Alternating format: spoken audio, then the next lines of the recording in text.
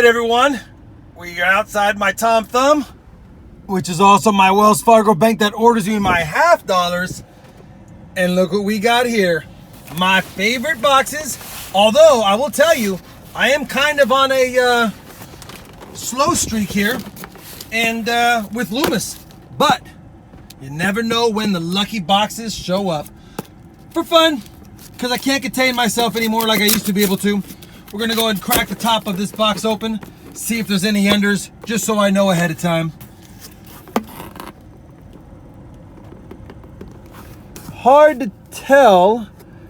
I don't necessarily see any enders for sure. So let me go ahead and flip this around. Well, as far as enders, everyone, that box is possibly a bust. Never know. This one looked a little funny, but it's a bicentennial, and I already looked at it. You can tell it's not. All right, well, let's check that box out. Check out box number 2. You know, this bank doesn't really give me enders, but it always gives me silver for the most part, so I'm not too upset if I don't see enders. I just would really love to see a really nice ender. Makes me so happy when I see them. And let's see, I don't think I see an ender on this side. Pretty clear cut. Let me go ahead and flip these over and we'll check the other side. So we flip this box of rolls around, and again, no silver enders that I can see. Again, I don't get a lot of silver enders, so we'll have to see how these boxes do when they get to the house and they get hunted. All right, we've got the 2 boxes of halves that you saw me open up in the car from the grocery store bank at the house, ready to be hunted. I've got my extra flat wrappers here to wrap them as I go. I've got my replacement coins here for any fines that I get. Starting to get low, but I wonder what's in these boxes. Let's go ahead and start getting these boxes open and seeing if there's anything inside. I'll loop you in if I find something worth showing. Well, this is a pretty good surprise. First roll in, it's not silver, but check it out. A 1987 NIFC Philadelphia Mint $50. Wow, was not expecting that. For those of you who don't know, NIFCs are not intended for circulation, and they made them from 2002 to present day. They don't make regular strike coins anymore for circulation. They stopped that in 2001. That was the last year. But in 1987, they also made not intended for circulation coins, and they made a lot less of them. If I recall, there's less than 3 million, I think 2.89 or 2.9 million minted of the Philadelphia and Denver coins. There's actually more proofs that year than there is regular strike coins. I think I only have 4. This is my 5th ever NIFC find from 1987. That's ridiculous. I'm happy. That's a good find. Hopefully it means something good for this box. Well, the first box was a silver skunking, and that's becoming more common for me lately. It's like someone else is in my honey hole, but you know what? More power to them if they're finding what I'm not. We did find 3 NIFCs, a couple 05s and a 14. A more rare NIFC in 87, and probably the world's worst advertising.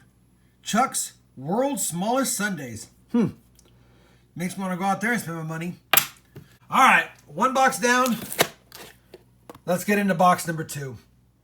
Well, guys, that second box had no silver in it. All we found was 4 NIFCs, so not a lot of finds, but I always have a lot of fun. This is the first time in weeks, and maybe it's been a few months, since my grocery store bank had both boxes yield no silver. The good news is I got more boxes coming tomorrow. The bad news is we got no silver today.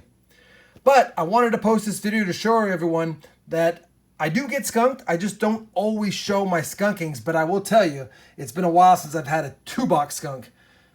All right, guys, got my box of halves from this bank here. Let me turn my AC down a little bit.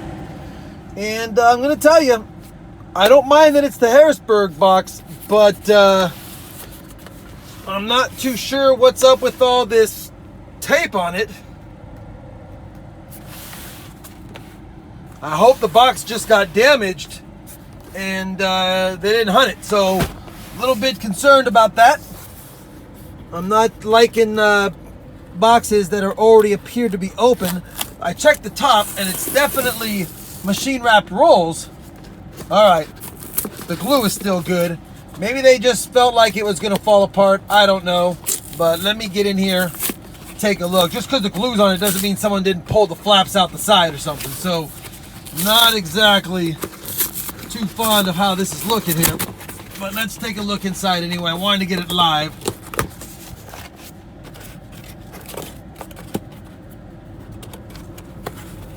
Yeah, and the rolls are sideways. That's odd. Well, I don't see any obvious enders, but let me take a closer look and I will flip them over and look at the other side as well. All right, guys, we got them flipped around. I don't see any enders. I got one with a little bit of a hole in it, but other than that, not much happening. So, not to worry. That's pretty commonplace for me. Now that we've checked for enders, let's go ahead and get this box home so we can get this box hunted. All right, guys, we've got the $50 box home now, and we're ready to get this sucker hunted. Like I said, no silver that I can see. So, let's kick it off, and we'll loop you in if there's something we're showing.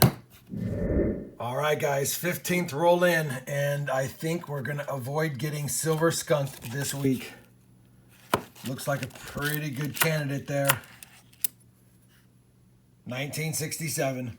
We've got a silver. Holy cow. 2 boxes yesterday yielded nothing. I was concerned. But we're on the board with the silver. And we may have 2. Or is that just a funny looking coin?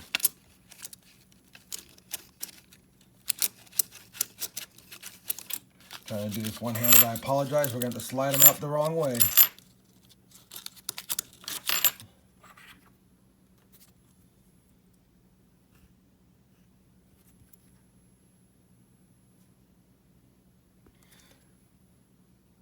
That's an odd-looking color, isn't it? I think this one has been silver-plated. Let me weigh it up and see what I find. All right, guys, it's slightly heavier than a clad $50, but it's not heavy enough to be silver. 11.34 is clad and 11.5 is silver, and it's 11.369. So I'm pretty certain that this has a thin layer of silver plating on it. Either way, kind of a cool find. We'll pull it out since it's something different. Sure had that edge, didn't it? But you can see it doesn't quite have the real silver edge. It's too silvery, it's too bright.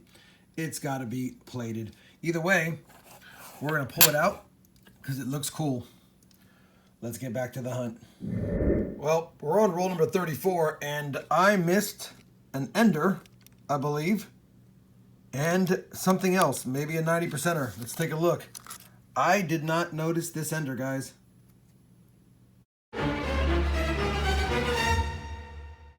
1966. We've got a second silver, and this one looks pretty white, but it's a 69. I'll take that. Holy cow. Was not expecting this box to heat up. We had found that one at roll 15, and it's been nothing really since.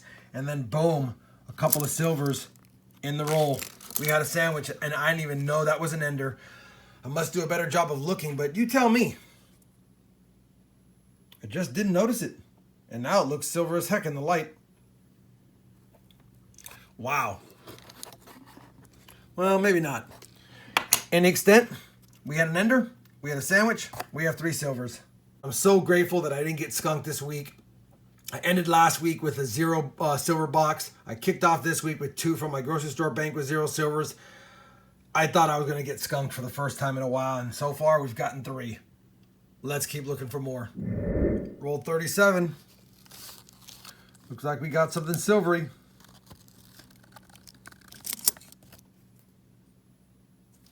And it's 90%. 1964. Denver. Unbelievable. That makes me super excited. Yes, it's always fun to get 40%ers, but I don't get a lot of 90%ers at all, and I will take it. 4 silvers in the box. Unbelievable. Well, guys, another box of halves hunted, and we didn't get skunked. Like I said, this week, we actually had a pretty good box here. We kept a couple of bicentennials in pretty good shape. Kept this 71 silver-plated coin. Definitely silver-plated. Doesn't have the silver sound and the silver weight, but it's definitely heavier than a regular clad. We got 7 NIFCs, which is always cool. And I don't know what's going on lately, but it seems like every 3 or 4 boxes, I'm finding one of these double die obverse 74Ds. And I think the reason why I'm finding them is I'm getting about 2 to 3 coins to inspect per roll. So you're thinking 100 to 150 coins in a box, and it seems like I'm starting to find them now because A, they're not in that great a shape, but I don't know if everyone's looking for them or if it's because I'm near the Denver Mint here in Dallas that maybe I'm seeing more Ds, but at the end of the day, I'll take them. I wish I could find a mid-state one that I could send in for grading, but I'm not going to send in coins that are basically very fine or extra fine at best. It's not going to grade high. It'll be more expensive to grade it than if I didn't, and a mint state one's only worth about 30 to 40 bucks. So it's still fun to find them. I'm a little discouraged that I didn't have a microscope before and look for them more often. If I'm finding them every 3 or 4 boxes, then I should have been looking for them a long time ago. It was a great hunt. We got 3 40% silvers, a 66, a 67, and a 69. And we actually got a 90%er in this box, a 1964D. Unbelievable. I'll take it. Didn't get skunked for the 6th straight week. 3 boxes a week seems to be pretty good for me. I wish I could get more. I'm probably going to try to get, in the next month, a couple more banks to get me 1 or 2 boxes. I'd like to get up to 5 to 6 boxes per week. Make it more fun for myself and maybe for you. And who knows? Maybe I'll get into live streaming one day and open these in front of you guys. I hope you enjoyed the hunt with me. If you did, please give the video a thumbs up. And as always, thanks for watching.